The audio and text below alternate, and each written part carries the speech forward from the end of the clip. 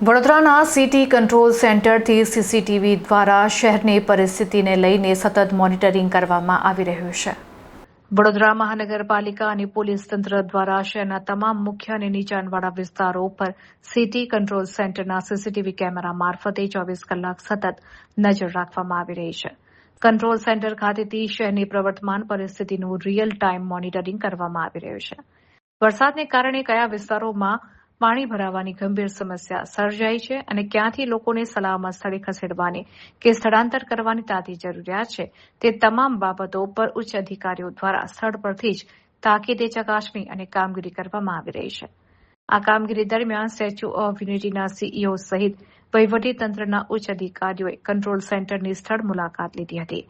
તેમણે CCTV screen પરથી શહેરની સ્થિતિ નિહાળીને રાહત બચાવ કામગીરી અને ટ્રાફિક નિકાલ અંગેની સમીક્ષા હાથ ધરી હતી। હવામાન વિભાગ દ્વારા રેડ એલર્ટ પાછું ખેંચાતા હવે શહેરની સ્થિતિમાં ધીમે ધીમે સુધારો જોવા મળી રહ્યો છે, જે રાહતના સમાચાર છે।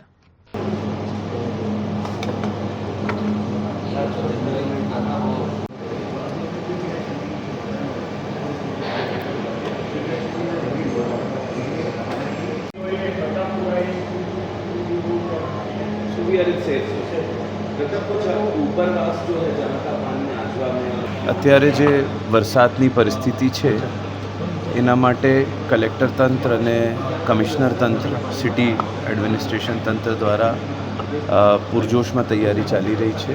બધી જગ્યા તૈયારીઓ સંતોષકારક છે। કોઈ પણ પરિસ્થિતિને પહોંચી વળવા માટે જે તંત્ર છે, સ્થાનિક તંત્ર છે એ સક્ષમ છે અને એની તૈયારીઓ પણ પૂર્ણ છે, પરંતુ મલ્ટી એજન્સી કોઓર્ડિનેશન માટે તંત્રને સપોર્ટ કરવા માટે અમને ત્યાંથી મૂકવામાં આવ્યા છે અને અત્યારે અમે પરિસ્થિતિનો એક નાનો રિવ્યૂ જેવું કરી રહ્યા છીએ કમિશનર સાહેબ અને કલેક્ટર સાહેબ સાથે।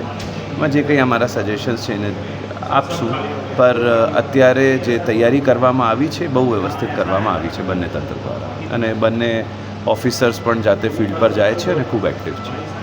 આજે સીસી કંટ્રોલ સેન્ટરમાં અમે મોનિટર કરવામાં આવ્યા છે। તમામ સીસીટીવી સેન્ટર્સ કેમેરા દ્વારા મોનિટરિંગ કરી રહ્યા છે। આજે આપણા સાથે સીઈઓ સ્ટેચ્યુ ઓફ યુનિટી પણ આપણા સેન્ટરના વિઝિટમાં આવ્યા છે। એમને આપણે સિટીની પરિસ્થિતિ અને વોટર લોગિંગ ઇશ્યુઝ આ બધામાં કંઈ છે જ નહીં કરીને બ્રીફ કરવામાં આવી રહ્યા છે। અને અત્યારે આપણે ચેક કરીએ છીએ કે કોઈ પણ જગ્યામાં કોઈ લોકોને સ્થળાંતર ના કરવું પડે એ બધું અમે ચેક કરી રહ્યા છે।